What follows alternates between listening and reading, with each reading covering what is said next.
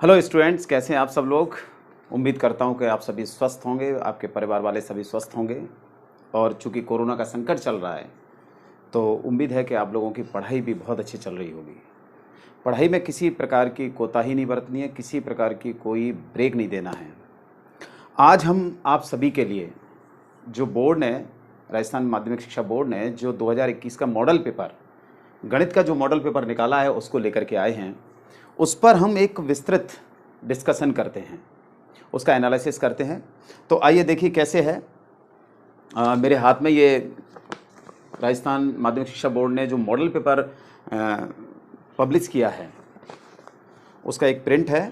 हालांकि बोर्ड ने कोई मॉडल पेपर का या पेपर के लिए कोई ब्लूप्रिंट तो नहीं निकाला है, लेकिन पेपर को देख करके एक ब्लूप्रिंट सा तैयार किया है।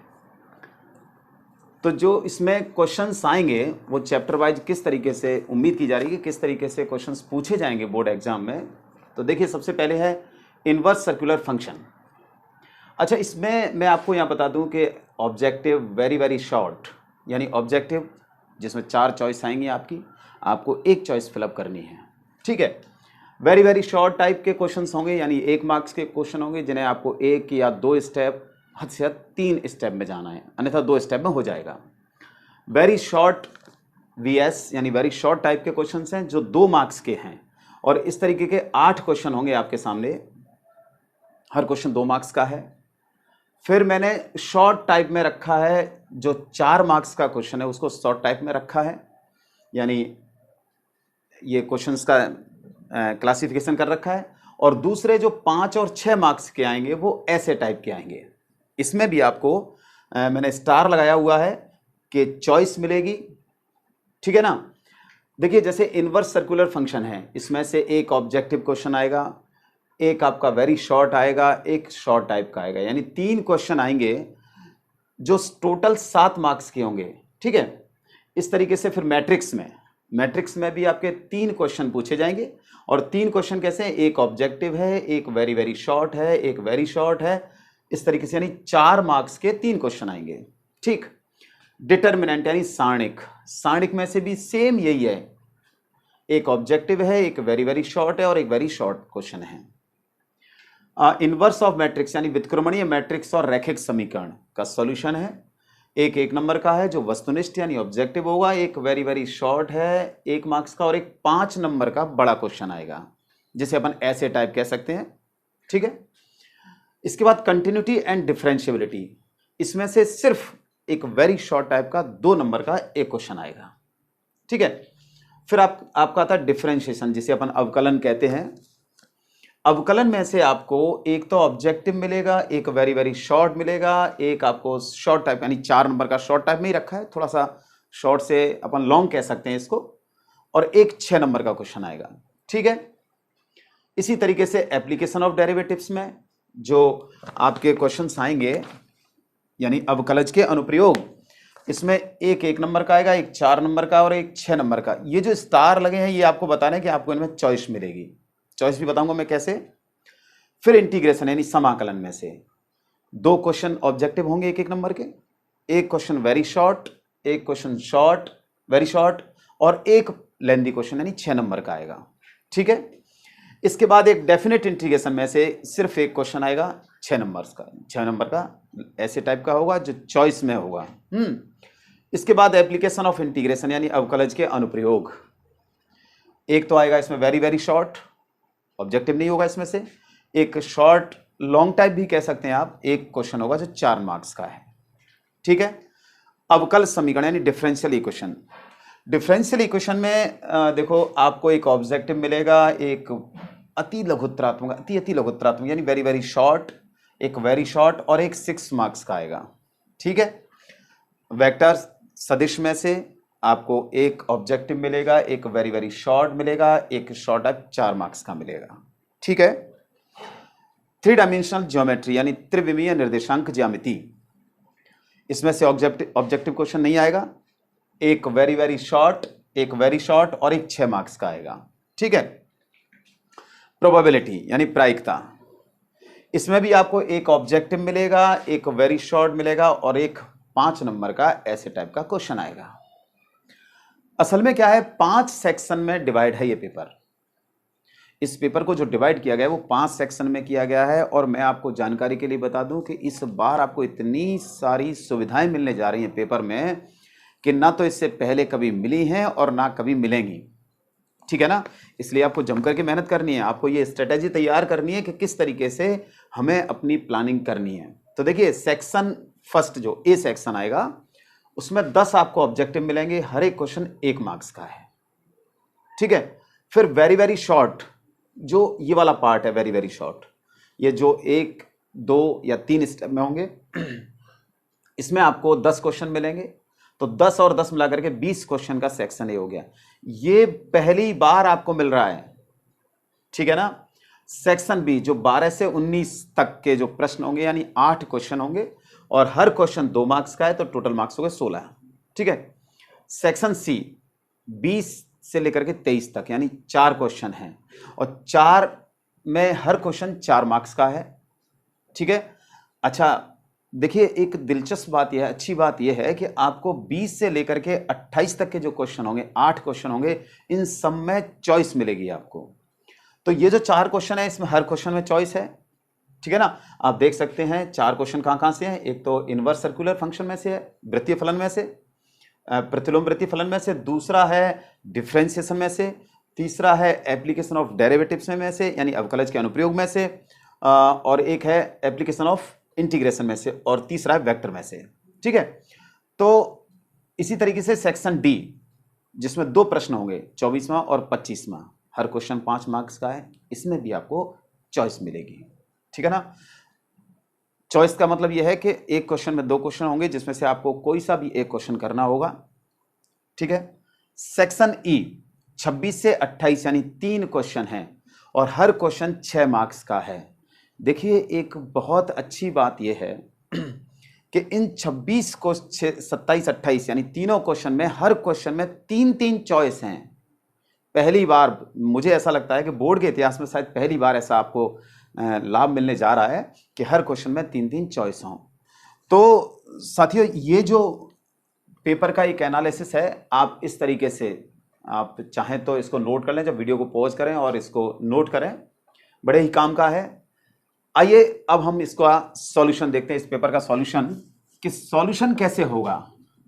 देखिए, सॉल्यूशन करने से पहले मैं आपको एक चीज बता दूं कि जब भी आप क्वेश्चन सॉल्व करें तो वो सारे क्वेश्चन, बेहतर तो ये है कि आप सीक्वेंस से करें, और अगर सीक्वेंस से नहीं होते हैं तो कोई बात नहीं, आपको जो अच्छा लगे, जो आपको अच्छी तरह से आता है, जो क्वेश्चन आपको अच्छी तरह से आता है उसको आप पहले करें, ऐसा कुछ नहीं है।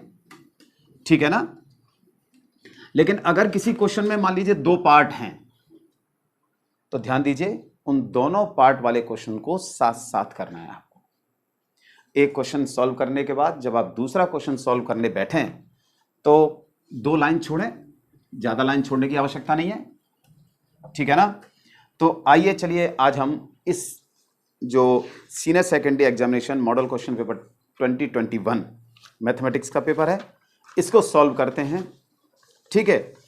तो देखिए, पहला सेक्शन ए को सॉल्व करते हैं। सबसे पहले हम सेक्शन ए, एग्जाम में लिखने की आवश्यकता नहीं है, section A, section B, section C कुछ भी लिखने की आवश्यकता नहीं है, क्योंकि ये तो अपन यहां सॉल्व कर रहे हैं इसलिए ये लिखा जा रहा है। तो देखिए, पहले क्वेश्चन का पहला पार्ट कह रहा है कि cot tan inverse alpha plus cot inverse alpha का मान होगा। 4 ऑप्शन हैं इसमें। 4 ऑप्शन कौन से हैं कि 1, इंफिनिटी, 0 और इनमें से कोई नहीं, नन ऑफ दीज, इनमें से कोई नहीं। तो निश्चित रूप से ऑब्जेक्टिव है, अगर आपको इसका डायरेक्ट आंसर आता है तो आप उसी हिसाब से लिख दें, जो ऑप्शन आपको सही लग रहा है उसको लिखें, और नहीं आता है तो आप सॉल्व करें। अब देखिए सॉल्व कैसे करते हैं। कॉट, हमें पता है tan inverse alpha plus cot inverse alpha होता है π/2, और कॉट π/2 की वैल्यू कितनी होती है, 0 होती है। यानी कौन सा आंसर हो गया, ये आंसर हो गया। कितना समय लगा, ठीक है ना। अब इसका सेकंड क्वेश्चन ये है, यदि matrix A is equal to AIJ 2/4। तो ए में अवयवों की संख्या होगी, इसमें ऑप्शन दे रखे हैं 6, 8, 2 और नन ऑफ दीज। ठीक है ना, क्लियर है? मुझे लगता है 1 सेकंड नहीं लगेगी आपको कि इसमें एलिमेंट्स कितने होंगे। तो ये जो इसका क्रम होता है, क्रम कितना है? 2 × 4। तो 2 × 4 यानी अवयवों की संख्या हो जाएगी, इसका जो क्रम है 2/4, 2/4, इसका दोनों का मल्टीप्लाई कर दो, कितना हो गया? 8। तो आंसर कितना आ गया अपना? 8 आ गया। ठीक है, तीसरा क्वेश्चन देखते हैं। एक डिटर्मिनेंट दे रखा है कि 284 = 0, सॉरी 4 है, तो k का मान होगा, k का मान ज्ञात करना है अपन को। देखिए, और k के ऑप्शन क्या दे रखे हैं? 4, 5, 6 और नन, मतलब इनमें से कोई नहीं। ठीक है, अब देखिए सारणिक है, तो एक्चुअली क्या ये सब ओरली क्वेश्चन है। ऑब्जेक्टिव क्वेश्चन जितने भी आएंगे सब ओरली आएंगे, आपको मौखिक रूप से करने हैं, पर हम यहां सॉल्व करते हैं। चलिए, आपको पता है क्रॉस मल्टीप्लाई करते हैं, तो 4k - 2 का 8 से 16 = 4। ठीक है, 16 को उधर ले गए, कितना हो गया? प्लस के हो जाएंगे, 4k = 20 और k = 5, यानी k की वैल्यू कितनी आ गई? 5 आ गई। ठीक है, अच्छा चलिए आगे चलते हैं। 4th क्वेश्चन मौखिक है, वो कह रहा है मैट्रिक्स ए अव्युत्क्रमणीय नॉन सिंगुलर कहलाता है यदि क्या है? मॉडुलस ए = 0 है ना। दूसरा ऑप्शन है मॉडुलस ए = 1। हम मॉडुलस नहीं है ये, अपन सारणिक कहेंगे कि सारणिक ए का मान 0 हो, सारणिक ए का मान 1 हो, सारणिक ए का मान -1 हो। अब ये हमें पता है कि जो ए है वो अव्युत्क्रमणीय मैट्रिक्स कब होता है, यानी नॉन सिंगुलर मैट्रिक्स कब होगा? ये तब होगा जब उस मैट्रिक्स के संगत सारणिक का मान 0 हो, है ना। तो 0 होगा तो कैसा हो जाएगा? अव्युत्क्रमणीय हो जाएगा। ठीक है, चलिए आगे चलते हैं। 5वां क्वेश्चन है कि y = cos √x का x के सापेक्ष अवकलन होगा, यानी differentiate with respect to x। Objective है, आपको एक लाइन में करना है, लेकिन फिर भी चलिए हम लिखते हैं differentiate with respect to x, dy/dx। cos का कितना होता है? Minus sine, function of a function है, फलन का फलन है, तो पहले cos का करेंगे माइनस साइन √x, फिर √x का करिए, कितना हो गया? 1/2 √x। यही आपका आंसर है। तो ऑब्जेक्टिव क्वेश्चन को करने में आपको ज्यादा समय नहीं लेना है। ठीक है, 6वां, वक्र x³ - y = x³ - x दे रखा, क्या वक्र है? x³ - x। अब चूंकि देखिए ऑब्जेक्टिव है, तो आपको ये नहीं लिखना है कि दिया गया वक्र, है ना। ऑब्जेक्टिव है, रफ की जगह पर, जहां रफ आप वर्क करते हैं वहां पर फटाफट से इसको लिखें, और बिंदु x = 2 पर स्पर्श रेखा की प्रवणता ज्ञात करनी है। किस पर ज्ञात करनी है? एट x = 2 पर। ठीक है, हमें यह पता है कि प्रवणता क्या होती है? प्रवणता एक्चुअली dy/dx होती है, तो हम इसे डिफरेंशिएट करेंगे। कर दीजिए डिफरेंशिएट, x³ का कितना हो जाएगा? 3x² और x का 1, और किस पर निकालना है आपको? x = 2 पर। x = 2, 3, 2 का स्क्वायर -1 कितना हो गया आपका? 11 हो गया। 2 का स्क्वायर 4, 4 × 3 = 12, 12 में से बन गया तो 11, यानी इस वक्र की जो प्रवणता हो गई वो 11 हो गई। ठीक है, आपके पास सी ऑप्शन है। इसके बाद 7th क्वेश्चन, जब भी आपको ये नोट करना हो आप वीडियो को पॉज करें और उसके बाद उसे लिखें। चलिए नेक्स्ट। वैसे होता ये है कि जब अपन ऑब्जेक्टिव सॉल्व करते हैं तो अगर हमें किसी क्वेश्चन के या किसी फॉर्मूले के डायरेक्ट उसका आंसर हमें पता है तो आप उसे तुरंत लिखें, ठीक है। अब देखिए 7वां क्वेश्चन है अपना, log x का इंटीग्रेशन। अब log x का तो अपन को आता नहीं है, तो अपन इंटीग्रेशन बाई पार्ट्स करेंगे। और आपको पता है कि log वाले फंक्शन में एक को अपन सेकंड फंक्शन और log को फर्स्ट फंक्शन लेकर के इंटीग्रेशन बाई पार्ट्स करते हैं। तो इंटीग्रेशन बाई पार्ट्स, ठीक है। कितना हो जाएगा देखिए, फर्स्ट कांस्टेंट, सेकंड का इंटीग्रेशन, वो इंटीग्रेशन साइन लगाने की जरूरत नहीं, आप तो डायरेक्ट इंटीग्रेशन करिए, एक ऑब्जेक्टिव है आपको तो डायरेक्ट ही करना है, माइनस फर्स्ट का डिफ्रेंसिएशन log x का 1/x, वन का सेकंड मतलब सेकंड का इंटीग्रेशन यानी x dx, x कैंसिल हो गया, कितना हो गया ये x log x माइनस 1 बचा यानी dx, और dx का समाकलन x प्लस सी। कुछ कॉमन आ रहा है क्या? x कॉमन आ रहा है, log x माइनस 1 प्लस सी। अब इसमें ये मैच नहीं कर रहा है, ठीक है ना, तो इसमें थोड़ा सा और सॉल्व किया है। क्या किया है इसने कि log x माइनस 1 को लिखा है इसने log e, बेस e होता है, इसमें बिना कुछ कहे बेस e चल रहा है, यहां सब जगह बेस e है, ठीक है। log m minus log n कितना होता है, log m upon n plus C, ये आंसर है, ठीक है। 2-3 स्टेप का हो गया, कोई बड़ी बात नहीं है। वैसे ये ऐसा इंटीग्रेशन है log x के, इसका आपको डायरेक्ट ये आंसर याद रखना है, ठीक है। चलिए 8th क्वेश्चन नेक्स्ट। अवकल समीकरण से है कि अवकल समीकरण d2y अपॉन dx स्क्वायर का whole square plus dy upon dx is equal to 0 की कोटि और घात क्रमशः होगी। देखिए कोटि कौन सी होती है, ये कोटि होती है जो सबसे बड़ा अवकलज होता है, यानी कोटि का मतलब होता है कितनी बार अवकलन किया होगा तब ये टर्म आई होगी। तो देखो ये जो होती है ना, ये कोटि कहलाती है, और जो सबसे बड़ा अवकलज होता है ना, यानी हायर ऑर्डर डेरिवेटिव होता है, उसकी जो होल टू द पावर होती है वो होती है इसकी घात। तो कोटि कितनी हो गई 2, और घात कितनी हो गई इसकी 2 हो गई, राइट। आगे बढ़ते हैं 9th। सदिश A का परिमाण होगा। परिमाण सुनकर के तो चेहरे पे हंसी सी आ गई होगी कि कितना आसान क्वेश्चन है। प्रश्न आसान ही आते हैं।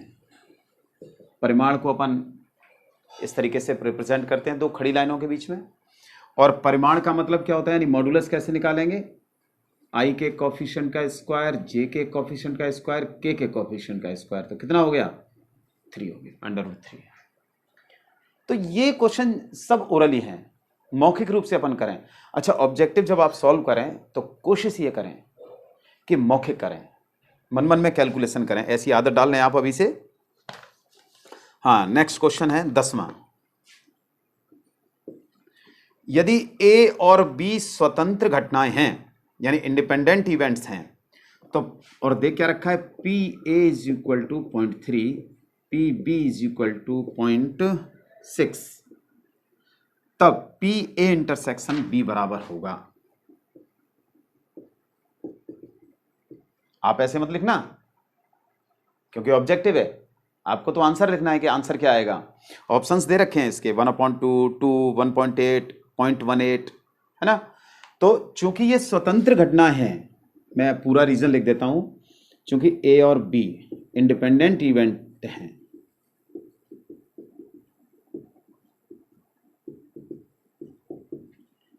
इसलिए PA इंटरसेक्शन B कितना होता है, PA इंटू PB, रखिए वैल्यू 0.3 इंटू 0.6 यानी 0.18, ये आंसर हो गया। तो ये तो 10 क्वेश्चन आपके जो ऑब्जेक्टिव थे वो हो गए। अब आपको जब लिखना है तो वीडियो को पॉज करें और सबको नोट करें, अच्छी तरह से समझें। चूंकि ऑब्जेक्टिव थे इसलिए अपन ने थोड़ा सा समय भी कम लेने की कोशिश की है। इसके बाद स्टार्ट होते हैं अगले क्वेश्चन, जो वेरी वेरी शॉर्ट में रखे हैं मैंने, यानी जिनका 1 स्टेप 2 स्टेप और हार्डली 3 स्टेप में क्वेश्चन हो जाएगा। तो मतलब ये है कि आपको वो 2 स्टेप में करना ही करना है, ठीक है। चलिए देखिए, दूसरा क्वेश्चन है, एक 4x4 क्रम का इकाई मैट्रिक्स लिखिए। 4x4 क्रम का, जिसे हम I4 से रिप्रेजेंट करेंगे। तो आप लिखें 4x4 का इकाई मैट्रिक्स क्या हो जाएगा, 1 0 0 0 0 1 0 0 0 0 1 0 1। ये 4x4 का इकाई मैट्रिक्स है। आई का मतलब आइडेंटिटी यानी इकाई, और 4 ये इसके ऑर्डर को बता रहा है, यानी 4 पंक्तियां हैं और 4 स्तंभ हैं। पंक्तियां देखो, 1 2 3 4, 4 स्तंभ में 1 2 3 और ये 4, ठीक है। तीसरा क्वेश्चन, अभी 1 मार्क्स का है, बताइए आपको कितना समय लगा इसमें, जरा सा समय लगा। तो ध्यान ये रखना है आपको कि क्वेश्चन कितने मार्क्स का है, जितने मार्क्स का है उतने उसमें उस हिसाब से स्टेप बनते हैं, ठीक है। सारणिक में अवयव 5 का उपसारणिक लिखिए। देखिए तो 5 3 20 -1, 5 का उपसारणिक।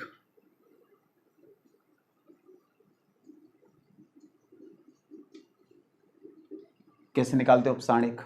उपसारणिक का मतलब होता है कि जिस अवयव का हम उपसारणिक ज्ञात करते हैं उस अवयव को, यानी जिस पंक्ति में और जिस स्तंभ में, उसको दबा दीजिए, ठीक है। तो देखिए ये 5 का निकालना है, तो 5 पहली पंक्ति में दबा लिया, 5 पहले स्तंभ में, इसको दबा लिया। अब कितना बचा, -1 बचा, यानी 5 का उपसारणिक हो गया -1। ओरली था, मौखिक था, डायरेक्ट लिखना था, ठीक है। देखिए चौथा, यदि ए बी सी संरेख हो तो x का मान लिखिए। प्रश्नानुसार क्या है, ए के आगे बिंदु लिख देते हैं x -2, b 5 2, c 8 8। कैसे हैं, संरेख हैं। अब संरेख हैं तो हमें पता है कि संरेख होने का मतलब क्या होता है कि ये तीनों बिंदु एक ही रेखा पर स्थित हैं,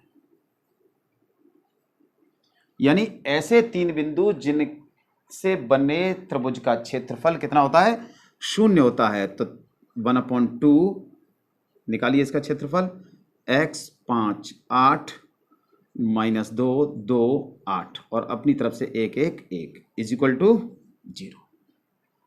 2 उधर जाके 0 हो गया। सॉल्व करिए इसको। देखिए अब विस्तार करना है, तो आपको विस्तार कैसे करते हैं ये पता होना चाहिए कि हम जिस पंक्ति या जिस स्तंभ से शुरुआत करते हैं। तो चलिए हम यहाँ पहली पंक्ति से स्टार्ट करते हैं। तो यहाँ से शुरुआत करेंगे, तो जैसे x है तो x पहली पंक्ति और पहले स्तंभ में उसको दबा लेंगे और क्रॉस मल्टीप्लाई करेंगे। ध्यान रखिए, पहले आपको ऐसे करना है, इस तरीके से। तो 2 -8, फिर अगला पॉइंट, मतलब अगला एलिमेंट -2, तो माइनस साइन। ये पहली पंक्ति और दूसरे कॉलम में देखिए ध्यान से, क्रॉस मल्टीप्लाई करिए, 5 और इसका इससे करिए -8। फिर 1 के लिए, पहली पंक्ति तीसरा स्तंभ 40 -16 = 0। 8 दूनी 16। सॉल्व करिए इसे, 8 2 में से 8 गए तो -6 -6x प्लस माइनस प्लस, और 8 में से 5 गए तो -3, तो -3 दूनी -6, और ये 40 में से 16 गए तो कितने बचे, 24। -6x = 24 में से 6 गए 18, उधर ले गए तो -18, और x इज इक्वल टू कितना आ गया, 3 आ गया। तो x बराबर आ गया इसमें 3। ठीक है, आप ये मत समझिएगा कि बहुत बड़ा है, कोई बहुत आसान सा है क्वेश्चन। अपन डायरेक्ट अगर अपन कैलकुलेशन अच्छी है तो अपन इस स्टेप को हटा सकते हैं, इसको डायरेक्ट लिख सकते हैं, कोई विशेष बात नहीं है। चलिए 5th क्वेश्चन है इसका, बड़े आसान क्वेश्चन आएंगे। फलन y is equal to sine x degree, ये ध्यान दीजिए डिग्री है, का x के सापेक्ष अवकलन करने पर dy अपॉन dx का मान लिखिए। अब देखिए ये डिग्री है, पहले हम इसे रेडियन में चेंज करेंगे, और रेडियन में चेंज करने पर क्या होता है, x degree is equal to होता है pi upon 180 into x radian. ठीक है, तो कितना हो जाएगा, sine of pi upon 180 into x. अब इसको डिफरेंशिएट कर दीजिए, y का डिफरेंशिएशन होता है dy upon d x, sine का होता है कॉस, और चूंकि ये फंक्शन ऑफ ए फंक्शन यानी फलन का फलन है, तो पाई अपॉन 180 इंटू एक्स का फिर से करेंगे तो कितना हो जाएगा, पाई अपॉन 180 कांस्टेंट और x का 1। x का 1 लिखने की आवश्यकता नहीं है, इसको पहले लिख दीजिए। और ये cos pi upon 180 into x है, ये जो है ना इसको किसके इक्वल है, x डिग्री के, तो x डिग्री लिख दीजिए, लीजिए हो गया आंसर। नेक्स्ट, अच्छा लग रहा है ना, जिस तरीके से ये आपको आसान लग रहे होंगे क्योंकि आपने पूरे साल मेहनत की है ना, और आपको पता है कि 40% सिलेबस कम हो गया है, तो आपको और ज़्यादा अच्छा लगा पढ़ने में, है ना। तो नेक्स्ट क्वेश्चन 6वां, इंटीग्रेशन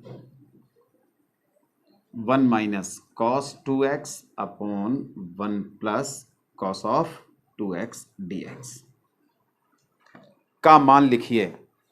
सिंपल है, समाकलन है, इंटीग्रेशन करना है अपन को, तो ऐसा अब डिफरेंशियल में तो डिवीजन मेथड लगा देते हैं, लेकिन यहां नहीं लगा सकते अपन भाई, वहां तो डिवीजन यानी क्वोशंट रूल लगा देते हैं।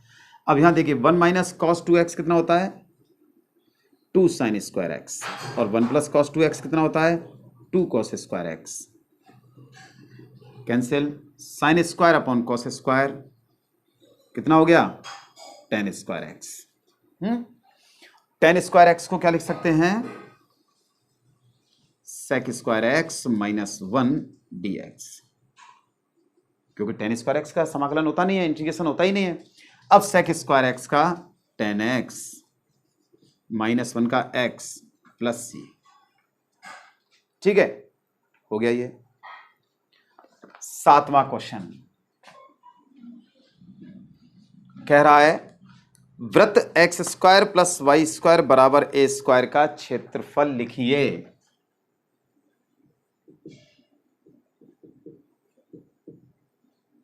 का एरिया लिखना है, इसका डायरेक्ट लिखना है, आप निकालने मत बैठ जाना, 1 नंबर में आप पूरा निकालने बैठ जाओ। क्या होता है एरिया इसका, पाई आर स्क्वायर, तो आर इज इक्वल टू कितना है, ए, रेडियस इसकी ए है, तो पाई ए स्क्वायर। 8वां क्वेश्चन क्या है, ये 2 सदिश दे रखे हैं जिनका डॉट प्रोडक्ट का मान लिखना है, तो डायरेक्ट लिखते हैं अपन 2i minus 3j plus 4k dot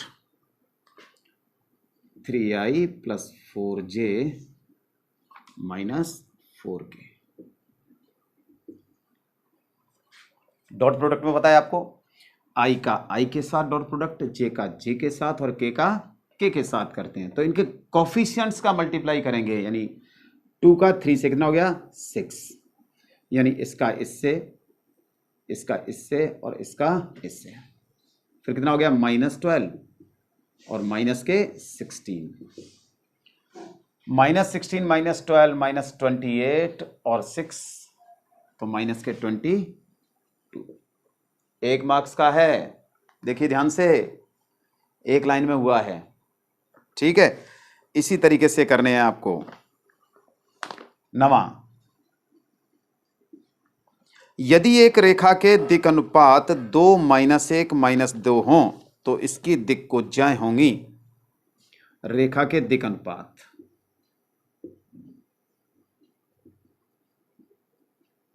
क्या है? 2-1-2। ठीक है। इनको अपन सपोज कर लेते हैं ए बी सी। तो अब निकाल लीजिए √a² + b² + c² कितना हो जाएगा भाई? 2 का स्क्वायर प्लस -1 का स्क्वायर प्लस -2 का स्क्वायर। कितना हो गया ये? 4 और 4 8 और 1 9। 9 का वर्गमूल 3। ठीक है। इसलिए दिक्कुज्जाएं कितनी हो जाएंगी?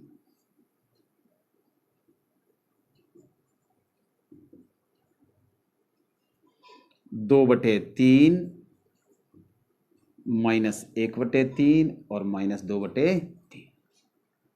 ये हो गई दिक्कुज्जाएं। ठीक है। चलिए 10वां क्वेश्चन है ना। तो आपने देखा होगा इतने क्वेश्चन अपन ने सॉल्व कर लिए। जो वेरी वेरी शॉर्ट टाइप के क्वेश्चंस हैं वो बहुत आसान है, 1 या 2 स्टेप के हैं। ठीक है, हो सकता है कोई क्वेश्चन तीसरे स्टेप में चला गया हो, तो कोई बड़ी बात नहीं है। अपन बाकी के जो क्वेश्चन एक एक स्टेप के हैं या मौखिक क्वेश्चन हैं, जरा जरा सा लिखना है उनमें अपन समय बचाएं, और दूसरे में थोड़ा सा समय अपन कंज्यूम कर सकते हैं, ऐसी कोई विशेष बात नहीं है। 10वां, अवकल समीकरण dy/dx = sin x - x को हल करने पर y बराबर होगा। सिंपल है, अवकल समीकरण है, हमें तुरंत पता होना चाहिए कि किस मेथड से होगा। तो ये चरों के पृथक्करण से होगा। सेपरेट कर दीजिए वेरिएबल्स को चरों का पृथक्करण करने पर क्या हो जाएगा भाई? dy sin x - x और ये dx कर दीजिए यही इंटीग्रेशन। dy का y, sin x का -cos x, x का x² 2 और प्लस c ऐड कर देते हैं अपन। देखो हो गया। और इस सेक्शन का लास्ट क्वेश्चन क्या है? 1/a² + x² dx = +c होगा। हाँ जी, कितना होता है इसका इंटीग्रेशन बताएं जरा? 1/a tan 1 x/+c, यही होता है 1/a tan 1 x/a+c। तो ये देखिए हमने सेक्शन ए को सॉल्व किया है, ठीक है ना। अब इसी तरीके से अपन सेक्शन बी को सॉल्व करेंगे, कोशिश करेंगे। अब सेक्शन बी यानी सेक्शन बी में वो क्वेश्चन है। अच्छा देखिए, मैं आपको बता दूं कि वीडियो को पॉज करें, नोट करें, नोट जरूर करें, ठीक है। सेक्शन बी में 2 नंबर के क्वेश्चंस हैं, तो हो सकता है थोड़ा सा मतलब 2-3 स्टेप के होंगे, ज़्यादा से ज़्यादा 3 स्टेप का। कोई क्वेश्चन ऐसा नहीं होगा जो बहुत ज़्यादा लेंदी हो। तो आइए देखते हैं section B.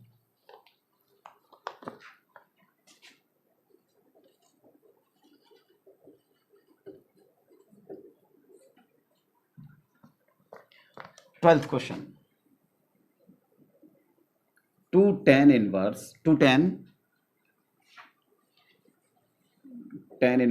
x + tan 1 x³ का मान ज्ञात कीजिए। बहुत सिंपल क्वेश्चन है। असल में क्या है, जब अपन पेपर को सॉल्व करते हैं तो हमें उसके सारे फॉर्मूले, सारे मेथड पता होना चाहिए कि कौन सा फॉर्मूला कहाँ लग रहा है ना। अब देखिए यहाँ पर एक फॉर्मूला लग रहा है tan 1 x + tan 1 y। आपके पास समय काफ़ी होता है, आप यहाँ फॉर्मूले को लिखें जिससे हमें क्वेश्चन को सॉल्व करने में सुविधा रहे। तो क्या होता है tan inverse x plus tan inverse y is equal to होता है tan inverse x plus y upon 1 minus x y. रखिए यहां x के स्थान पर x ही है, y के स्थान पर एक्स क्यूब, इस फॉर्मूले में रखना है अपन को। तो tan inverse x plus x cube upon 1 minus x into x cube. कितना हुआ ये? tan inverse x plus x cube upon 1 minus x four. ऊपर से क्या कॉमन आ रहा है?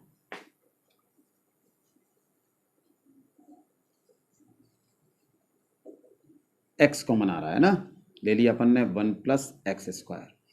और देखो नीचे फैक्टर हो रहे हैं इसके, 1 माइनस एक्स स्क्वायर और 1 प्लस एक्स स्क्वायर। ये दोनों कैंसिल हो गए। ओ सॉरी, ये वाले नहीं, ये वाला कैंसिल हो गया।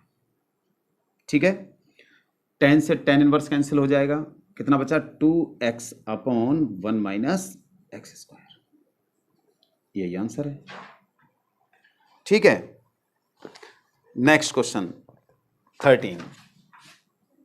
समझ में तो आ रहा होगा आप लोगों को, अच्छे तरीके से समझें क्वेश्चन को। और चूंकि अननेसेसरी स्टेप लिखने की आवश्यकता नहीं है आपको, लेकिन जहां फॉर्मूला जो इस्तेमाल हो रहा है वो जरूर लिखें। ठीक है, कह रहा है यदि मैट्रिक्स ए और बी हो तो 3a स्क्वायर माइनस 2b का मान ज्ञात कीजिए। क्या दिया है? a बराबर 2 3 minus 1 2 and b is equal to क्या है? 0 माइनस 1 4 7। आपको जो वैल्यू निकालनी है वो 3a स्क्वायर माइनस 2b की वैल्यू निकालनी है। ठीक है, अब देखिए 3a स्क्वायर, पहले अपन निकालते हैं a स्क्वायर, यानी a इंटू ए, यानी वैल्यू रख दीजिए 2 3 माइनस 1 2, फिर लिख दीजिए 2 3 माइनस 1 2। अब मैट्रिक्स का जब अपन गुणा करते हैं, मल्टीप्लाई करते हैं, तो थोड़ा सा हमें ध्यान देना होता है। इसमें कैसे चलते हैं? इस तरीके से चलते हैं। इसमें रो वाइज चलेंगे तो इसमें कॉलम वाइज, रो इनटू कॉलम मेथड होता है, रो इनटू कॉलम मेथड होता है। तो देखिए अब अपन मल्टीप्लाई करते हैं, ध्यान रखें किस तरीके से करना है। 2 ऐसे हाथ रख लिया करें, 2 इंटू 2, फिर आगे बढ़ें, फिर नीचे उतरें, माइनस 1 इंटू 3। तो a square is equal to हो जाएगा, मल्टीप्लाई करता हूँ डायरेक्ट, 2 2 4 माइनस 3, माइनस इसलिए क्योंकि माइनस 1 का 3 से मल्टीप्लाई करेंगे तो माइनस 3 आएगा, माइनस 3। ये पहली रो का पहले कॉलम से है। अब पहली रो का सेकंड कॉलम से करिए, तो माइनस 2 माइनस 2 माइनस 2। फिर सेकंड रो का फर्स्ट कॉलम से करेंगे, 3 2 जा 6 और 2 3 जा 6, यानी 6 प्लस 6। ठीक है, फिर सेकंड कॉलम से 3 का माइनस 1 से माइनस 3 और 4, तो माइनस 3 प्लस 4 कितना आ गया भाई? 1 12 माइनस 4 1। हमें निकालना है 3a स्क्वायर, ये a स्क्वायर है अपना, इसलिए 3a स्क्वायर, 3 का मल्टीप्लाई कर दो, 3 12 3 36। अब क्या निकालना है? 2b, b में 2 का मल्टीप्लाई करना है। ध्यान दीजिए आप कि मैट्रिक्स में जब हम मल्टीप्लाई करते हैं तो पूरे मैट्रिक्स में, यानी उसके सारे एलिमेंट्स में मल्टीप्लाई करते हैं। जैसे हमने यहाँ 3 का किया है ना, तो हर एलिमेंट में किया है, ऐसा नहीं है कि किसी पर्टिकुलर रो या कॉलम में किया हो, नहीं, पूरे मैट्रिक्स में होता है। ठीक है, तो अब भी लिख देते हैं 0 माइनस 1, यहाँ 2 और लिखना है, 4 7। कर दीजिए मल्टीप्लाई, 0 माइनस 2 8, 2 7 जा 14। Now 3a² minus 2b। 3a² की वैल्यू 336 माइनस 12 3 माइनस 2b वाली की वैल्यू रख दीजिए 0 माइनस 2 8 और 14। कितना आ गया भाई? माइनस करना है। आपको पता है कि कॉरस्पॉन्डेंस जो एलिमेंट्स होते हैं वही प्लस होते हैं, वही माइनस होते हैं। तो ये इस तरीके से माइनस होंगे। आपको नहीं करना है बोर्ड एग्जाम में, ये तो मैं आपको बता रहा हूं, ठीक है ना। तो 3 में से 0 गया तो 3 minus 12 minus 8 minus 20 36 minus minus plus तो 36 प्लस 2 38 और 3 माइनस 14 यानी माइनस 11। ये आपका आंसर हो गया, ठीक है। 2 मार्क्स का है। फिर है 14th क्वेश्चन, देखिए।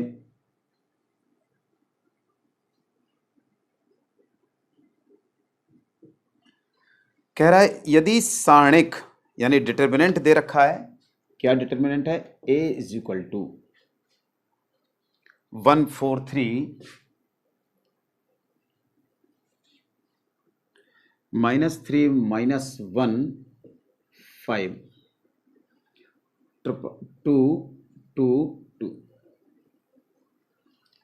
हो तो प्रथम स्तंभ के अवयवों के उपसारणिक यानी माइनस एवं सहखंड यानी कोफैक्टर्स ज्ञात करने हैं।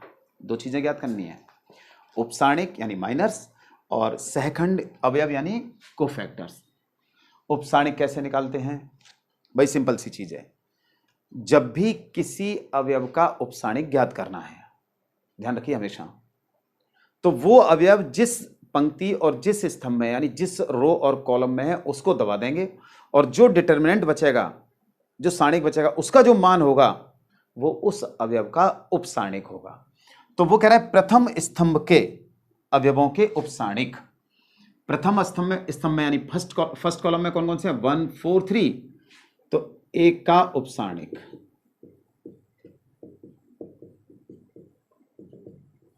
देखिए, एक किस पंक्ति में है? फर्स्ट रो में। और कौन से कॉलम में है? फर्स्ट कॉलम में है। इनको दबा लीजिए, क्या बच गया? -1 2 और 5 2। सॉल्व करिए इसको, क्रॉस मल्टीप्लाई, -1 का 2 से -2 और ये -10, कितना आ गया? -12। तो 1 का जो उपसारणिक होगा वो कितना होगा? -12 होगा, ठीक है। अब 4 का देखते हैं।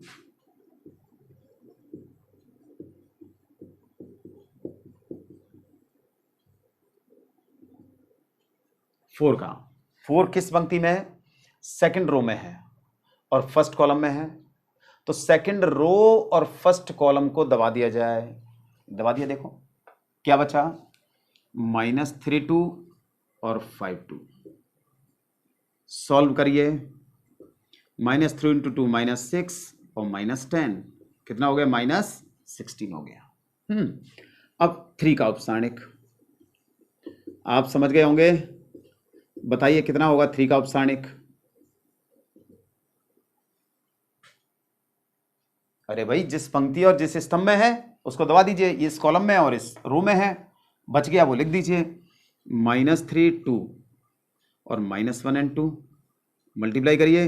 -3 × 2 -6, -1 × 2 -2, लेकिन साइन चेंज होता है, +2 विच इज -4, ठीक है। -4 हो गया। अब आपको निकालना है सहखंड यानी कोफैक्टर्स। सहखंड निकालने के लिए क्या करते हैं? यहां हम साइन लिख देते हैं, देखिए बड़ा आसान है, ठीक है। होते वही है, जो उपसारणिक होते हैं वही सहखंड होते हैं, लेकिन बस साइन का अंतर होता है। अब साइन का अंतर कैसे है? एक का उपसारणिक आपने निकाला -12, तो एक यहां पर है, एक के संगत साइन कौन सा है? प्लस। तो एक का सहखंड अलग से निकालने की जरूरत नहीं है, इसी में से लिखें। कौन सा साइन है? प्लस, और ये -12, कोई फर्क नहीं पड़ेगा, तो -12 रहेगा। अब 4 का निकालना है आपको, 4 का सहखंड। 4 यहां पर है, ठीक है। ध्यान से देखिए, इसके कॉरस्पॉन्डिंग साइन माइनस, है ना, और ये वैल्यू कितनी आई है -16। इस माइनस का इस माइनस से कोई रिलेशन नहीं है, तो ये हो जाएगा -16। ये माइनस कौन सा है, ये वाला, तो माइनस माइनस प्लस हो जाएगा +16। ठीक है, अब 3 का निकालना है। 3 इसके कॉरस्पॉन्डिंग साइन प्लस, प्लस से कोई फर्क नहीं पड़ेगा, तो -4 ये हो गए। ठीक है ना, तो आपको पेपर समझ में आ रहा होगा, मैं समझता हूं। आगे चलते हैं। सेक्शन बी में ध्यान रखें 2 मार्क्स के क्वेश्चन है, तो बहुत ज़्यादा लंबा नहीं खींचना है अपन को, बहुत ज़्यादा टाइम भी कंज्यूम नहीं करना है, समय का विशेष ध्यान रखना है। अगर आपका टाइम मैनेजमेंट सही है तो आप बहुत जल्दी पेपर को सॉल्व कर लेंगे और आपके रिवीजन का भी समय मिल जाएगा। ठीक है, तो इस तरीके से 14 क्वेश्चन हो गया। अब नेक्स्ट क्वेश्चन चलते हैं, 15वां।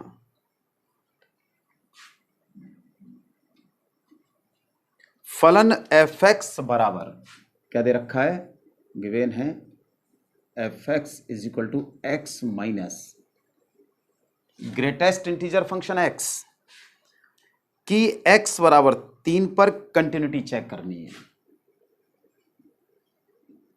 x बराबर 3 पर, तो x बराबर 3 पर कंटिन्यूटी चेक करने के लिए, वैसे तो मैं आपको बता दूं, ध्यान रखें ये महत्तम पूर्णांक फलन है और महत्तम पूर्णांक फलन कभी भी किसी पूर्णांक बिंदु पर संतत यानी कंटिन्यूअस नहीं होते हैं, लेकिन अब अपन को निकालना है। ठीक है, तो हमें क्या जरूरत होती है कंटिन्यूटी के लिए, कंटिन्यूटी के लिए हमें 3 चीजों की जरूरत होती है। एक तो जिस बिंदु पर चेक करते हैं उस बिंदु पर फलन का मान, value of the function at that point.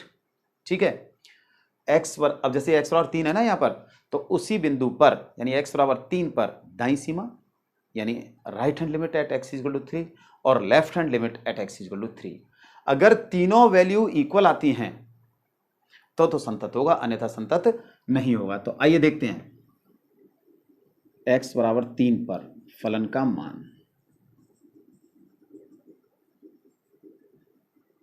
ठीक है,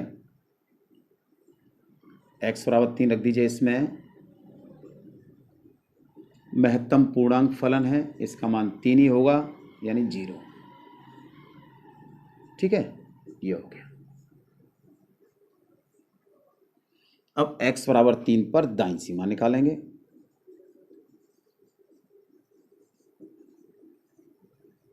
right hand limit at x = 3, function अपना वही है x minus greatest integer function x। क्या लिखते हैं, यहां लिमिट लगाएंगे, h tends to 0, f x को 3 + h से रिप्लेस करेंगे, 3 + h माइनस 3 + h। ठीक है, सॉल्व करते हैं, चलिए।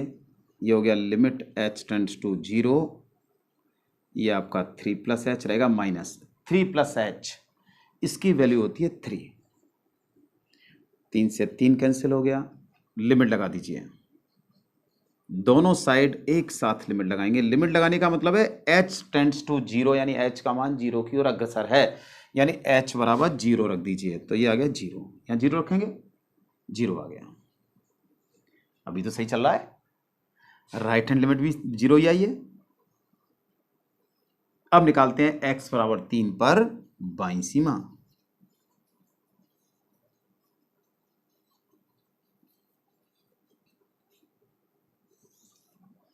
फंक्शन यही है अपने पास, f(x) = x माइनस महत्तम पूर्णांक फलन x। ठीक है, तो जैसे हमने राइट हैंड लिमिट के लिए 3 + h रखा था, वैसे लेफ्ट हैंड लिमिट के लिए क्या रखेंगे बताएं जरा, 3 - h।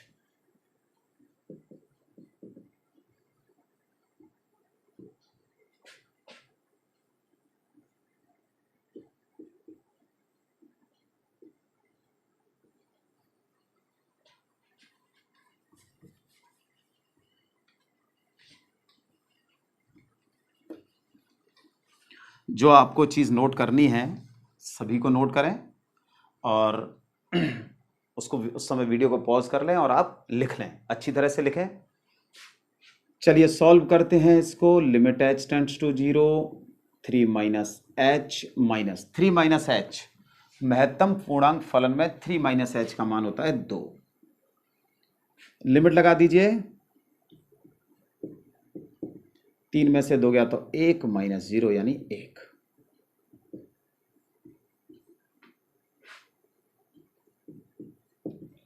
अच्छा देखिए समीकरण 1 2 3 से क्या है, क्या तीनों मान बराबर हैं?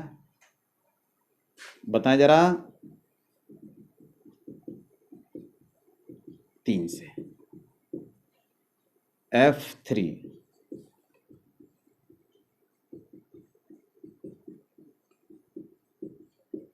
चूंकि तीनों मान बराबर नहीं हैं, अतः दिया गया फलन x बराबर 3 पर संतत नहीं है। इसलिए दिया गया फलन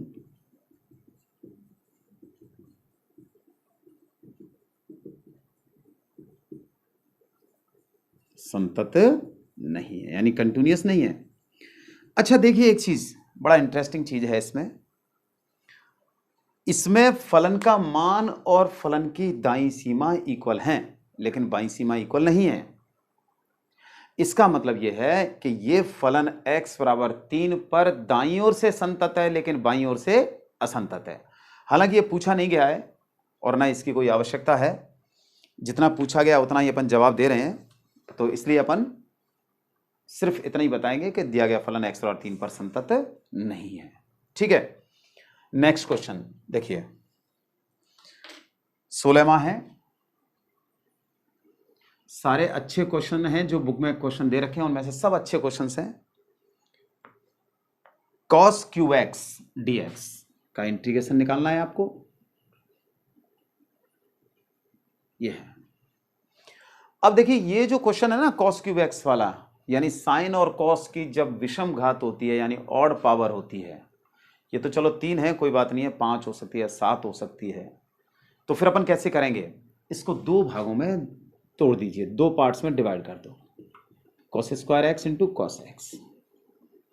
यानी 2 पार्ट का मतलब होता है एक तो 1 पावर वाला और बाकी बची, जैसे 3 है तो 2 और 1 में, 5 होती तो 4 और 1 में, 7 होती तो 6 और 1 में। अब जो समघात वाला यानी इवन पावर वाला, इसमें लिख दीजिए 1 माइनस साइन स्क्वायर एक्स से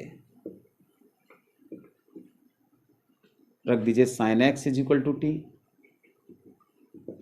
कितना हो जाएगा, cos x d x is equal to d t. ठीक है, तो कितना हो गया ये 1 minus t square d t. Integration करिए, 1 का t minus t cube upon 3 plus C, t की वैल्यू वापस रखो, sine x minus sine cube x upon 3 plus C. ठीक है, आप इसे दूसरे तरीके से भी कर सकते हैं, क्योंकि कॉस क्यूब एक्स है ना, ये किस तरीके से कर सकते हैं, एक फॉर्मूला होता है कॉस 3a का। क्या होता है formula, 4 cos cube A minus 3 cos A. यहां से कॉस क्यूब ए की वैल्यू निकाल लो, क्या आ जाएगी, ये आ जाएगा cos 3a plus 3 cos A, 4 cos cube ए, और कॉस क्यूब ए कितना हो जाएगा 1/4 cos 3a plus 3 cos A. ठीक है, इसका इंटीग्रेशन कर दीजिए। देखिए, हाँ नोट करना है, वीडियो को पॉज करें और उसके बाद अच्छे तरीके से बिना किसी मिस्टेक के यानी एररलेस नोट करें। ठीक है, तो अब देखिए इसका इंटीग्रेशन करते हैं अपन, कितना आ जाएगा, i is equal to 1/4 cos 3x, एक ही जगह x रखना है, माइनस वो प्लस 3 कॉस x dx। करिए इंटीग्रेशन इसका, cos 3x का minus sin 3x upon 3, cos का साइन होता है प्लस 3 sin x और प्लस c। अब आप सोच रहे होंगे कि ये आंसर अलग है, ये आंसर अलग है। नहीं, दोनों एक ही आंसर है। जब आप sin 3x की वैल्यू रखोगे तो यही आंसर आ जाएगा। ठीक है, नेक्स्ट क्वेश्चन चलते हैं। 17,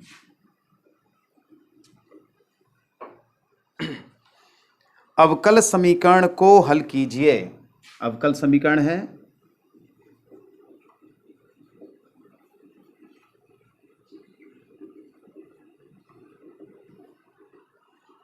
1 प्लस एक्स स्क्वायर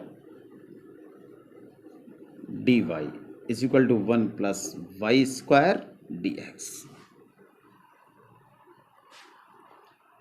आपको पता है कि चरों के पृथक्करण से होगा ये, तो सबसे पहले अपन चरों का पृथक्करण करते हैं। Separate the variables.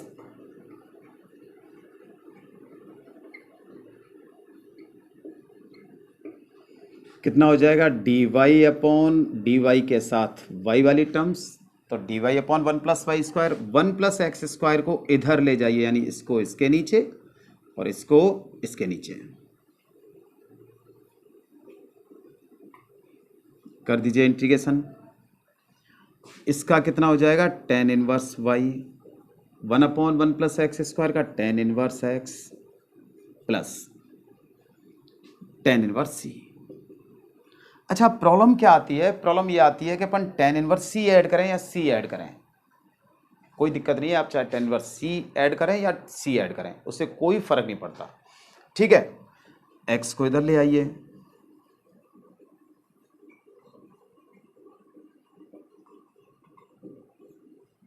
फॉर्मूला लगा दीजिए tan inverse y minus tan inverse x. अभी लिखा था कहीं इससे पहले वाले क्वेश्चन में प्लस वाला था, ये माइनस वाला है, तो दोनों इसमें फॉर्मूला लगा दीजिए tan inverse y minus x upon 1 plus y x,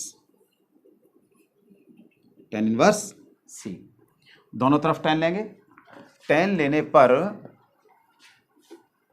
ये क्या होगा, कैंसिल हो जाएगा। तो कितना आ जाएगा भाई,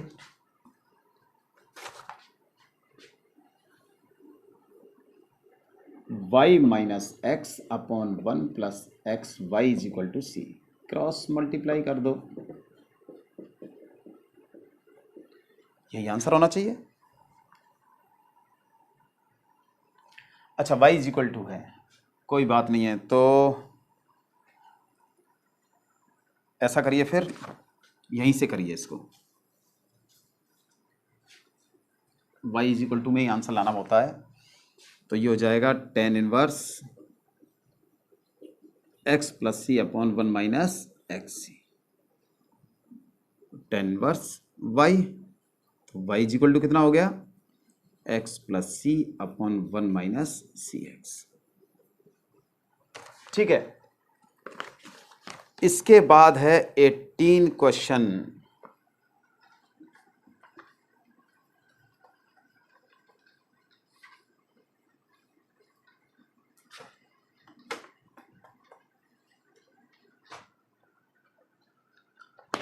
बिंदु 5, 2 माइनस 4 से जाने वाली और सदिश 3i plus 2j minus 8k के समांतर रेखा का सदिश समीकरण ज्ञात कीजिए। तो सदिश के समांतर रेखा का समीकरण, सदिश समीकरण ज्ञात करना है। तो प्रश्नानुसार अभीष्ट रेखा यानी रिक्वायर्ड लाइन बिंदु किससे जा रही है, 5, 2 माइनस 4 से गुजरती है।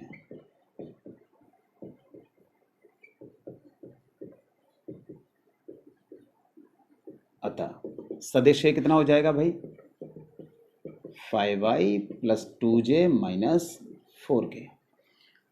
इस पॉइंट का स्थिति सदिश लिख दिया हमने, A vector is equal to 5i plus 2j minus 4k, और इस सदिश के समांतर है पुनः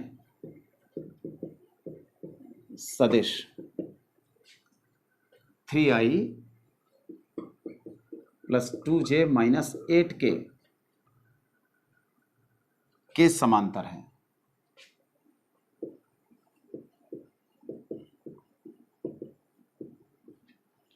इसलिए बी वेक्टर कितना हो जाएगा?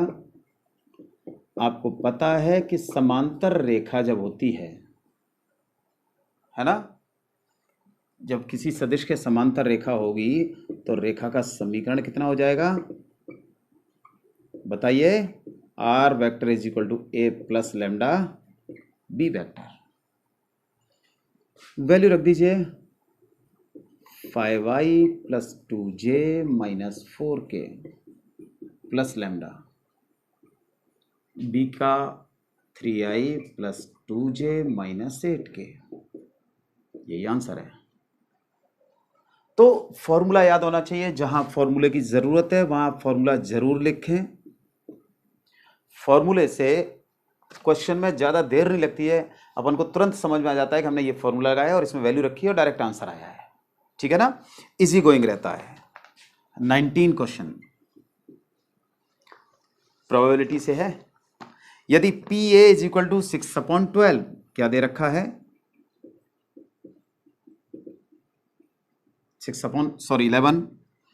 P B is equal to है 5/11 और P A union B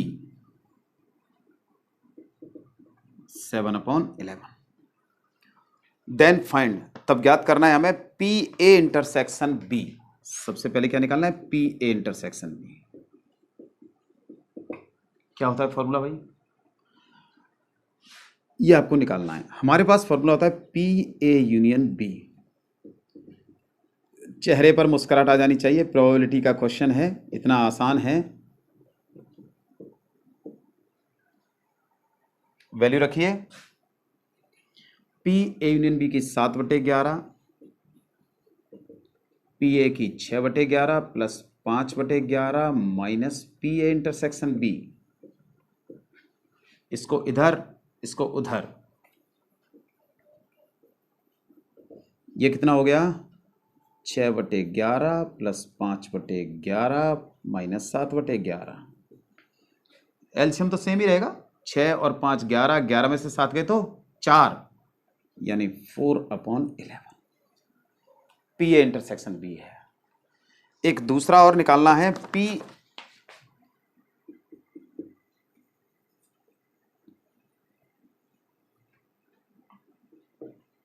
B की सब प्रतिबंधित प्रायिकता। क्या है? पी ए अपॉन बी कितना होता है? P A intersection B upon P B. इस फॉर्मूले में मान रखिए पी ए इंटरसेक्शन बी हम ऑलरेडी निकाल चुके हैं 4/11 और पी बी कितना है अपना? 5/11।